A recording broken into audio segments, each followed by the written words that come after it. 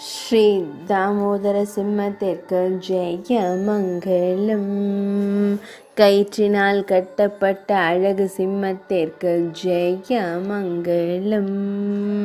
இடையினில் கயிற்றினால் கட்டப்பட்டு திருக்காட்சி தந்தருளும் சிம்ம முகத்தோனுக்கு சுப மங்களம். நாளை என்பதில்லாத அழகு தெய்வத்திற்கு ஜெய மங்களம்.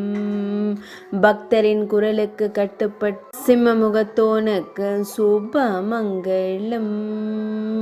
கம்பீரமாய் காட்சி தந்தருளும் அழகிய ஆளரைக்கு ஜெய மங்களம்.